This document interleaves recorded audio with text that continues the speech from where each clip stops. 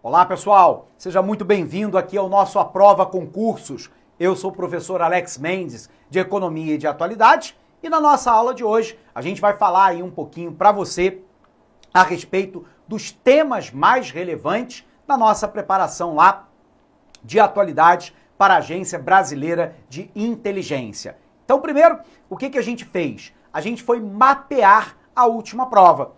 Você se recorda que a última prova foi do ano lá de 2008, a nossa banca, a CESP-UNB.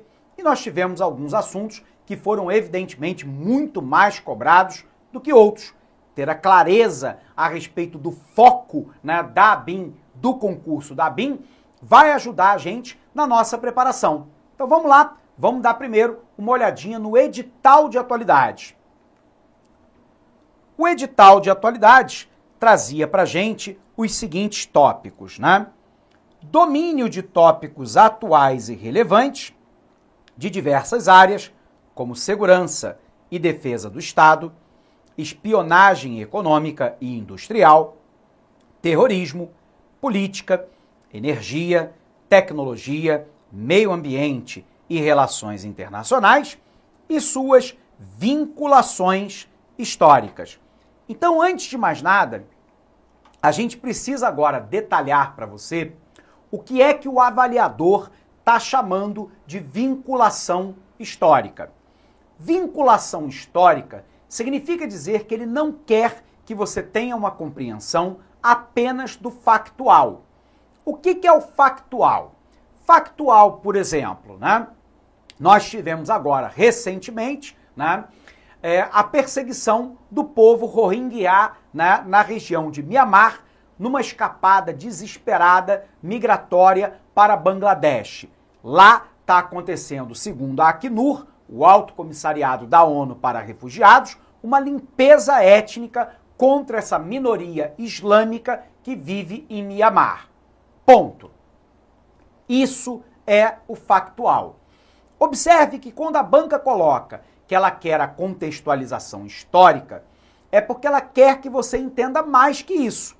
Então você tem que entender, por exemplo, que Mianmar passou por um longo período de tempo sendo comandado por uma junta militar e, portanto, dentro de um regime ditatorial, que atualmente a presidente de Mianmar, né, era uma daquelas que eram contrárias à presença, né, da ditadura no seu país, mas que, infelizmente, ainda não consegue controlar plenamente as Forças Armadas.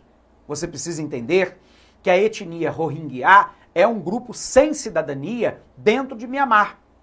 Não tem direito, né, a ter propriedade, não tem direito a ir e vir, não tem direito sequer a se casar sem autorização do governo. Não tem cidadania da população de Mianmar. É tratado, né, de maneira como párias. Não tem direito à propriedade. É preciso entender que Mianmar é um país de maioria budista e que a perseguição dos budistas sobre essa minoria islâmica tem provocado deslocamento em massa de pessoas para Bangladesh, que é um outro país extremamente pobre daquela parte da Ásia. Então observe que o avaliador não quer que você entenda apenas o factual. Ele quer que você entenda a contextualização histórica, os antecedentes, o desenvolvimento e as consequências. No entanto, a gente observa que no edital da ABIN, ele traz lá para a gente itens, né, como, por exemplo, terrorismo e segurança do Estado, relações internacionais, ele traz lá elementos de energia, ele fala lá, né, de uma série de tópicos que a gente precisa viver se de fato foram cobrados na última prova. O que eu fiz, pessoal? Eu mapeei isso para você. Acompanhe lá. Então, quando nós olhamos, né, 22 questões analisadas da última prova da ABIN de 2008 para os mais diversos cargos, observe que o tópico segurança e defesa do Estado correspondeu a 6 questões, o que dá um total de 27,27% da prova. Espionagem econômica e industrial não teve nenhuma questão. Terrorismo caiu apenas uma questão, representando 4,54% da prova. Política, caiu 2 questões, representando 9,09%. Energia e tecnologia, não caiu nenhuma questão. Meio ambiente, caiu uma questão com 4,54% da prova. E relações internacionais foi o top de linha, com 12 questões, representando mais da metade da prova, 54,54% da prova. Ou seja, segurança e defesa do Estado, política e relações internacionais representaram a maior parte da prova da ABIN.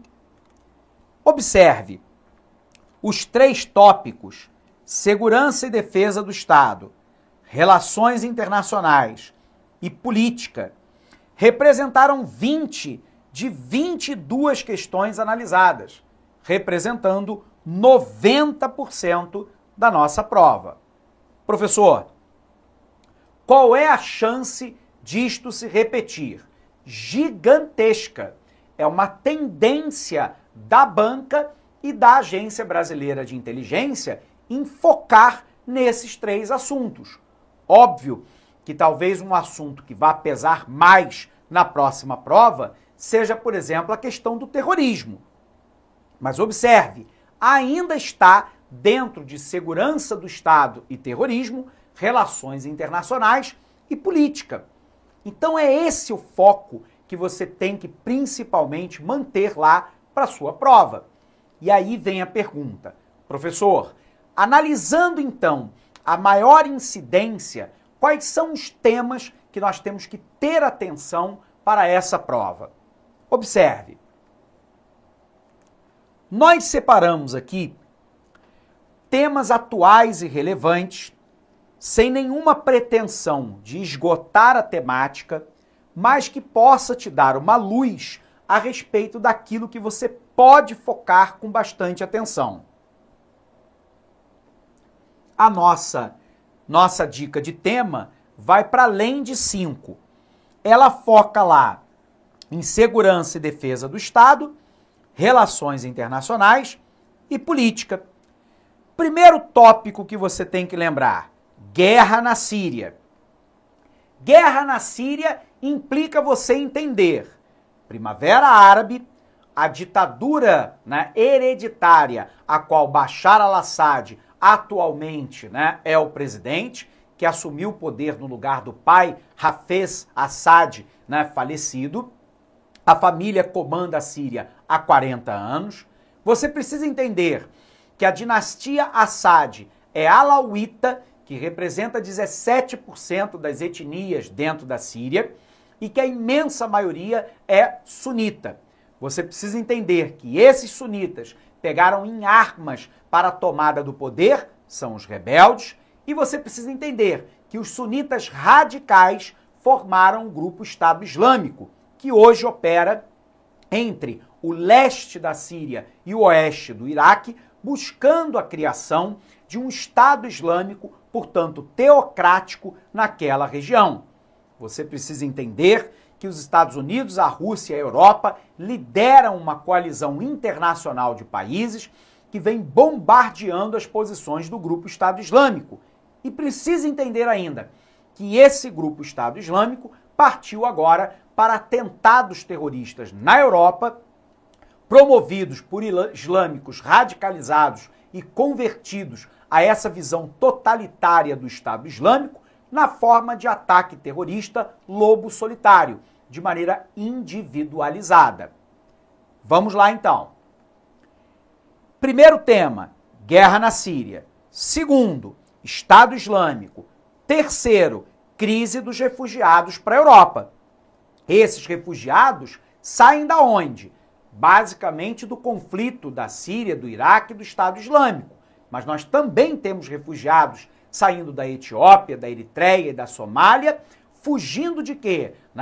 De perseguição étnica, linguística, tribal, religiosa e da fome, da pobreza, da miséria, da doença.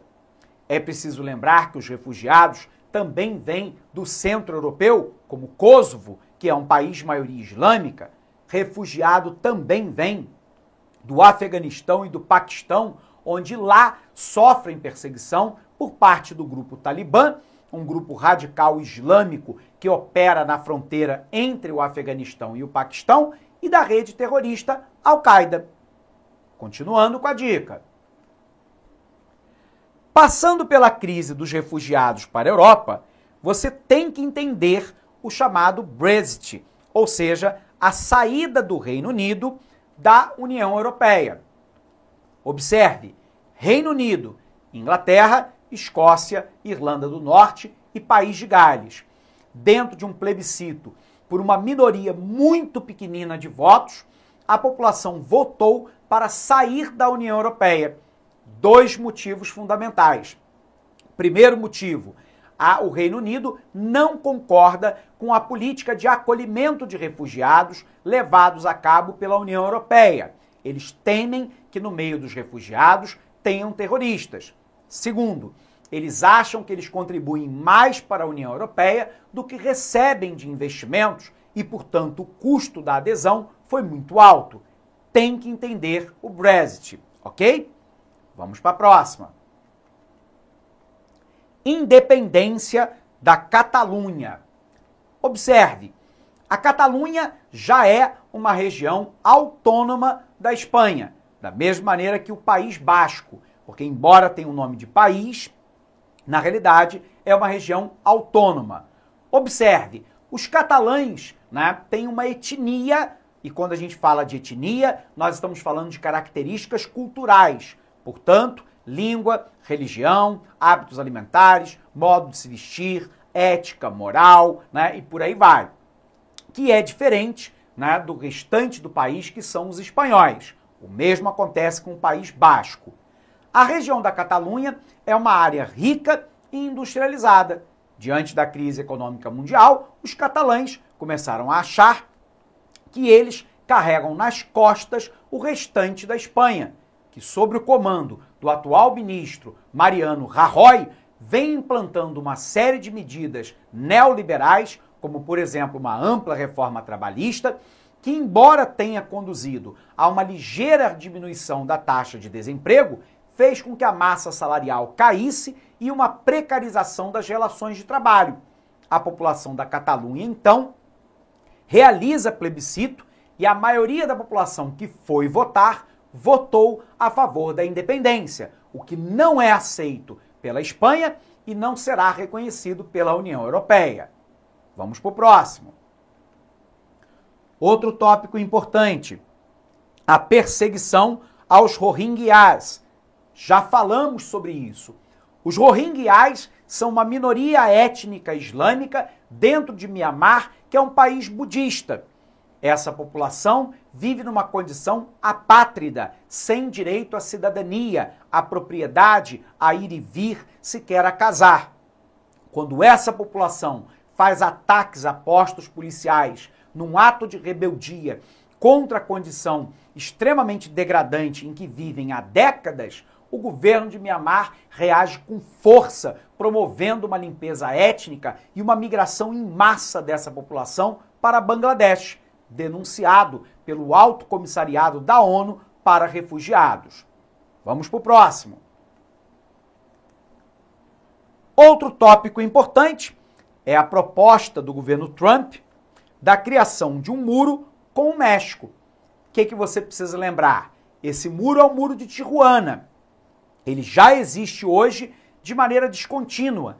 Ele começou a ser construído na gestão Bill Clinton, do Partido Democrata. Se manteve na administração Bush, na administração Obama, mas a diferença é que agora Trump quer um muro de maneira contínua, em toda a área de fronteira, com até 10 metros de altura, para impedir a imigração ilegal, o narcotráfico e o tráfico de armas naquela região. Essa medida é uma medida muito polêmica, cara e de eficácia muito duvidosa, o que cria uma fragmentação grande entre os Estados Unidos, Canadá e México, que fazem parte de um mesmo megabloco econômico, que é o NAFTA. Vamos para a próxima. Outra dica: o conflito dos Estados Unidos com a Coreia do Norte e com o Irã. A administração Trump está em rota de colisão contra os norte-coreanos. Os norte-coreanos desenvolveram recentemente a bomba de hidrogênio e mísseis balísticos de longo alcance, que, em tese, podem atingir a Coreia do Sul, o Japão, dois aliados tradicionais dos Estados Unidos, a Europa e a própria costa oeste americana. Os Estados Unidos vêm pressionando a China para controlar os norte-coreanos, porque senão nós poderíamos ter uma guerra de previsões, né, absolutamente desastrosas para essa parte da Ásia. Outra questão é entender, né, que recentemente Trump resolveu rever os termos do acordo que havia sido celebrado por Obama com o governo do Irã. Naquele momento, o acordo celebrado dizia que o Irã abria mão do seu programa nuclear bélico, se propunha a abrir o país para as inspeções da Agência Internacional de Energia Atômica e, em contrapartida, os Estados Unidos retirariam os bloqueios econômicos ao país persa. Qual é o problema? É que Trump diz que o Irã descumpriu as cláusulas e, por isso, quer rever os termos do acordo. Isso vem gerando, né, uma disputa intensa e nova entre o Irã e os Estados Unidos. Próximo item. Acordo de paz da Colômbia com as Farc e o cessar-fogo com o ELN. Duas questões que interessam de perto ao Brasil. A Colômbia recentemente assinou um tratado de paz com as Farc, onde as Farc vão depor as armas, entregar as suas áreas sob controle e vão virar um partido político com cadeira, né, assegurada no parlamento. O mesmo agora ocorre numa tentativa de processo de pacificação com o Exército de Libertação Nacional, onde foi assinado o primeiro passo, que é um cessar-fogo. Isso interessa ao Brasil porque a Colômbia é um dos principais produtores de cocaína do mundo e a rota brasileira é uma rota privilegiada. Então tem que entender cada um dos passos desse processo de pacificação. E, finalmente, nossa última dica. Trata lá sobre os avanços da globalização da ilegalidade, como, por exemplo, o narcotráfico, o tráfico de armas, pessoas, órgãos, etc. Observe, pessoal, que a globalização é o aumento das trocas em escala global.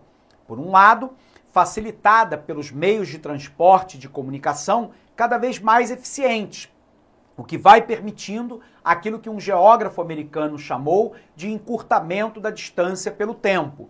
O problema é que se eu tenho a globalização da legalidade, eu também tenho a globalização da ilegalidade.